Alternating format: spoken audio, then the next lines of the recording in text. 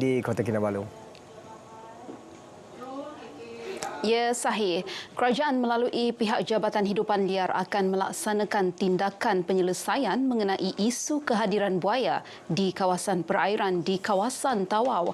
Langkah berkenaan bukan sahaja mengelakkan serangan reptilia tersebut kepada golongan nelayan, tetapi juga menjadi ancaman terhadap orang ramai, khususnya kanak-kanak.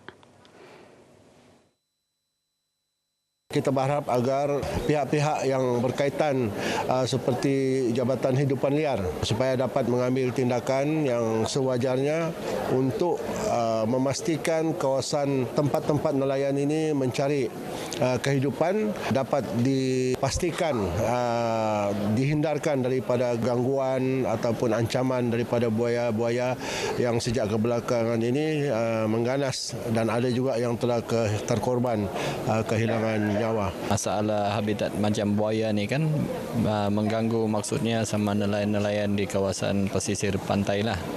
Maksudnya sekarang ni maksudnya kami minta sama kerajaan kalau boleh pihak yang berkenaan untuk dapat membendung masalah untuk nelayan sekarang ni yang masalah buaya ni.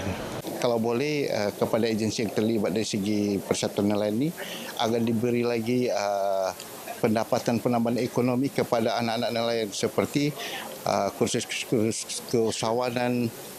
Sebab kalau musim tengkujuh nelayan tidak boleh untuk itu mendapat pendapatan ikan sudah. Mereka ditemui dalam mesyuarat agung tahunan Persatuan Nelayan Kawasan Tawau PNKT kali ke-20 di Tawau. Pada majlis ini, 270 ahli persatuan yang hadir turut menerima allowance sara hidup nelayan.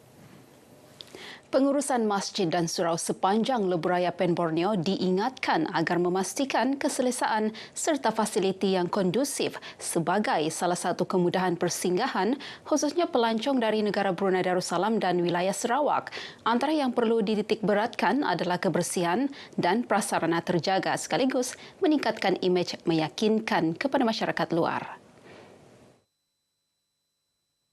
Surau ini kalau kita letak di samping jalan Lebuhraya ataupun jalan-jalan utama kerana ia juga menjadi tempat perhentian. Orang mau berehat, orang mau wudhu, sembahyang dan juga pergi tandas. Dan ini kita bersedia untuk menerima pelancong, khususnya pelancong daripada negara jiran kita Brunei Darussalam, Sarawak. Tempat yang betul strategik, laluan utama. Sekali macam jiran terdekat pada Sarawak, Brunei Darussalam untuk singgah di kawasan ini sebab banyak kemudahan yang disediakan di sini. Dan pada masa sama di kawasan berdekatan ini kalau dulu agak lama juga tidak ada surau di sini. Bila terbinanya surau di sini sekarang orang ini boleh diemarahkan oleh masyarakat. Oleh bantuan tersebut kita bersyukurlah dengan kerja keras yang telah diberikan oleh yang telah dilakukan oleh YB Dr. Yusof menyediakan kemudahan untuk beribadah kepada penduduk dari Sepitang, penduduk sekitarnya lah. Dengan terbinanya surau ini maka aktiviti pengajian kelas fardu ain dapat dijalankan lah. Kami sudah menunggu surau ini selama belasan tahun. Alhamdulillah, syukur alhamdulillah kerana akhirnya kami dapat juga surau ini. Saya berharap agar semua penduduk kampung dapat datang, kita mengimarahkan masjid kita terutamanya di bulan puasa ini kan.